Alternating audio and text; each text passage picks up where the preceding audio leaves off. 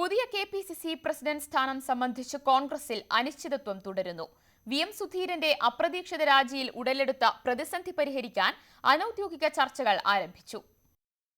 Group ജാതി സമവാക്യങ്ങൾ പരിഗണിച്ച് മാത്രമേ പുതിയ കെ.പി.സി.സി അധ്യക്ഷനെ നിയമിക്കാനാവൂ. 3 വർഷം മുൻപ് ഗ്രൂപ്പ് താൽപര്യങ്ങളെ അവഗണിച്ചാണ് വി.എം. സുധീരനെ അധ്യക്ഷ സ്ഥാനത്തേക്ക് നിയമിച്ചത്. അതിന് എ.കെ. ആന്റണിയുടെ പിന്തുണയുണ്ടായിരുന്നു. എന്നാൽ പുതിയ സാഹചര്യത്തിൽ ഗ്രൂപ്പ് താൽപര്യങ്ങളെ കേന്ദ്ര നേതൃത്വം അവഗണിക്കില്ല എന്ന പ്രതീക്ഷയിലാണ് സംസ്ഥാനത്തെ പാർട്ടി നേതാക്കൾ. ഉത്തരേന്ത്യയിലെ പ്രകടനം തൃപ്തികരമല്ലാത്തതിനാൽ കോൺഗ്രസിന് ശക്തിയുള്ള കേരളം പോലുള്ള സംസ്ഥാനങ്ങളിൽ കടുത്ത പരീക്ഷണത്തിന് മുതിരാൻ കേന്ദ്ര നേതൃത്വം തയ്യാറാകില്ല. സുധീരനെ ശുപാർശ ചെയ്തത് പാളിപ്പോയതിനാൽ പുതിയ ഒരു പേര് നിർദ്ദേശിക്കാൻ എ.കെ. ആന്റണി മുന്നോട്ട് വന്നേക്കില്ല.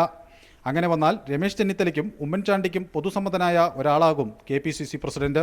ഈ സാഹചര്യത്തിലാണ് കെ. സുധാകരന്റെയും കെ.സി. ജോസഫിന്റെയും പേരുകൾ ഉയർന്നുവരുന്നത്. പുതിയ കെ.പി.സി.സി പ്രസിഡന്റിനെ നിയമിക്കുന്നതുവരെ വൈസ് പ്രസിഡന്റുമാരിൽ ഒരാൾക്ക് ചുമതല നൽകിയേക്കും. എം. ഹസനോ വി.ഡി. സതീശനോ നറുക്കു വീണേക്കും. പുതിയ അധ്യക്ഷനായുള്ള ഔദ്യോഗിക ചർച്ചകൾ തുടങ്ങിയിട്ടില്ല. എങ്കിലും K. Muraleedharan, K C. Venugopal, PT. Thomas എന്നിവർ മത്സരരംഗത്ത് സജീവമായുണ്ട്.